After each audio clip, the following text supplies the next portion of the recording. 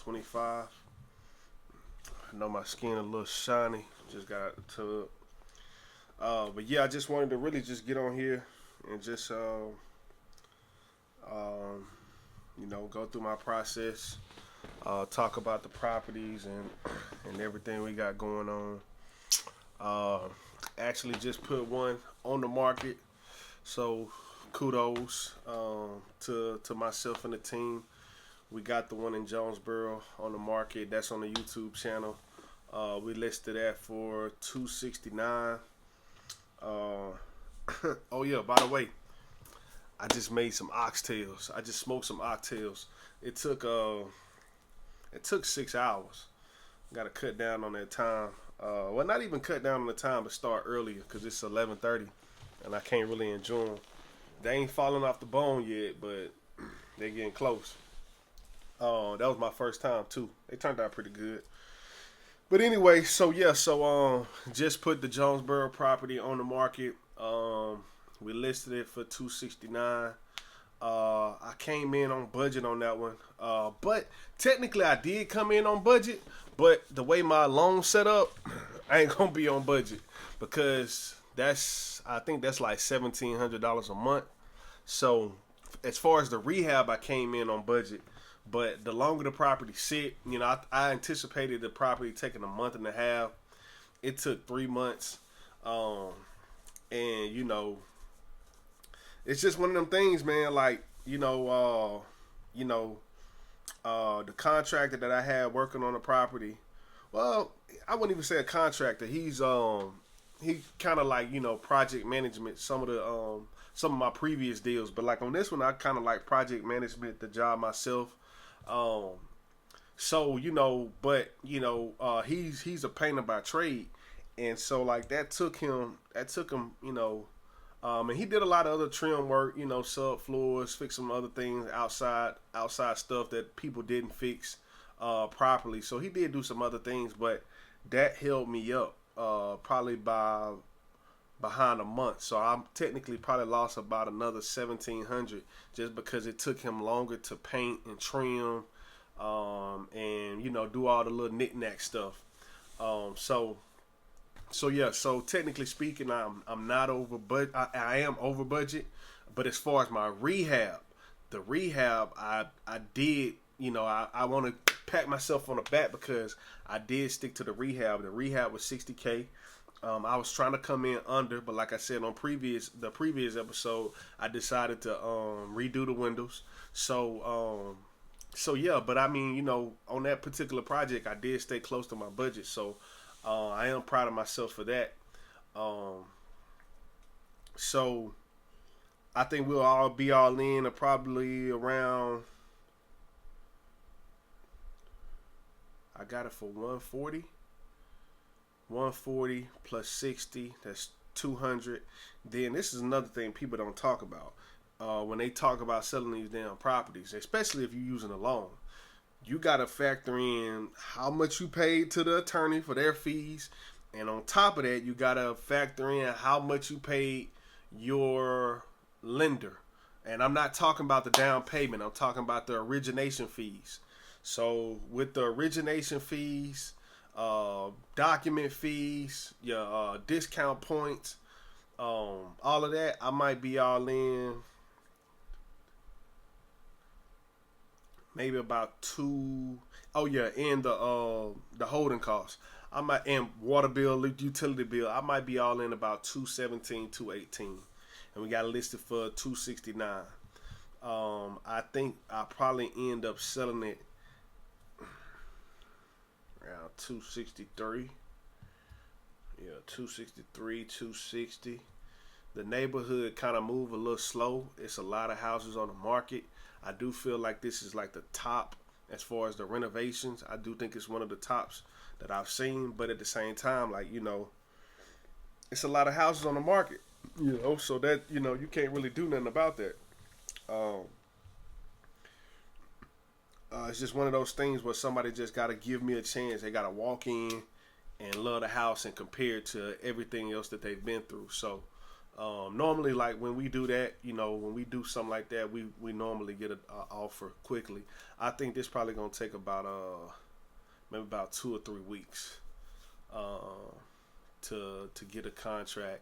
And like I said, February, that'll be February, and I still gotta pay March payment. So the longer the house sit, the bigger the rehab or your budget goes up. So, but I got it on the market, so that's good. And one thing that I did differently, I want to see, how it is to have another agent list the properties. Because I feel like when I list the properties, when I'm the agent as well as the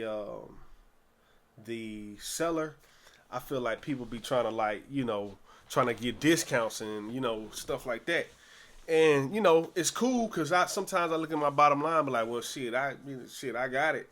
But I want to kind of see, if that barricade, if that helps net me more, and I'm paying her on this deal. I'm paying her $1,500 because I took the pictures.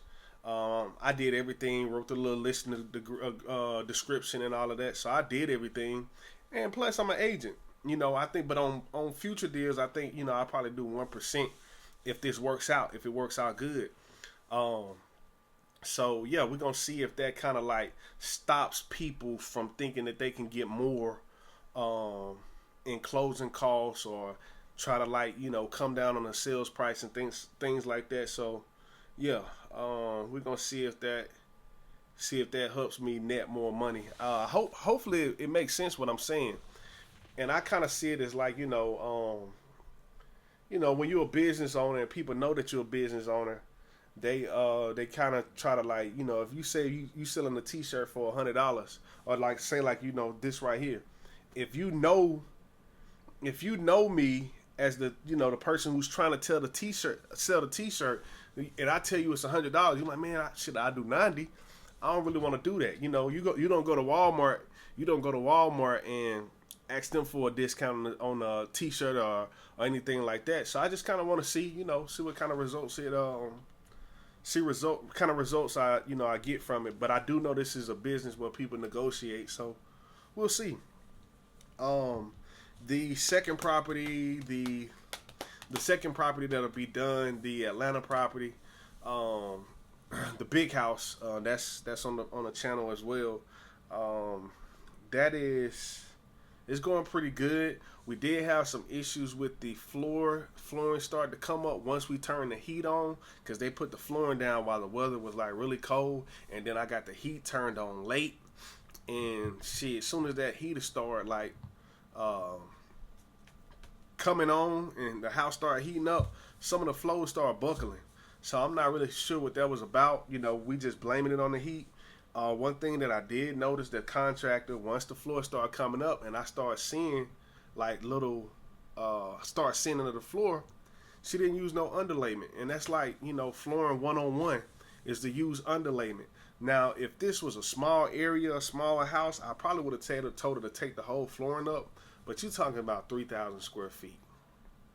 I mean, me and her gonna be at odds. We're gonna be arguing about that. So it's not really even nothing to say about it. We just gotta see what happens. Now, if it's a situation where the flooring keeps coming up while somebody want to buy the house, that's a different story. We gotta fix that issue. But we'll see. But yeah, that house is going really good. Yeah, it's really nothing else to say about that house. We should have that one on the market in probably about 2 or 3 weeks.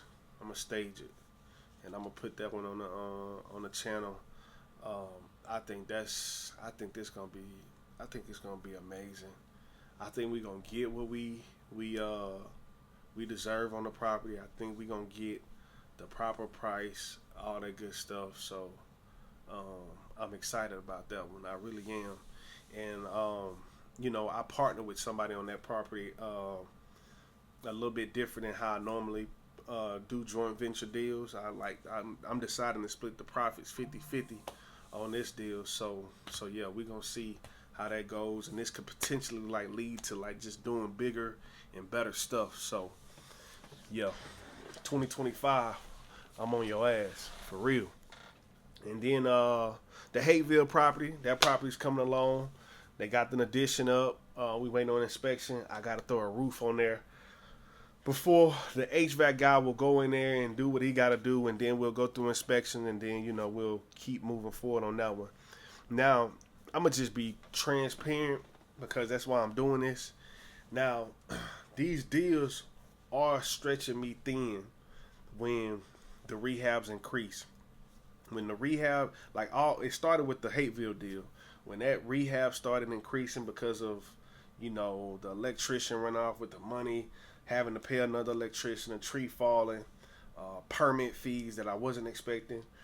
When all those things start getting on top of each other, it messes up your the flow. It just messes up the flow of it messes up your cash flow. And so my cash flow it's fucked up. It's fucked up. And I don't really think well, I tell you, this is where I'm gonna be even more transparent. This fix and flip business, it's a great business if you got something residual coming in. When you got active income coming in, passive coming in, residual income coming in, it's a great business. It's better than the stock market.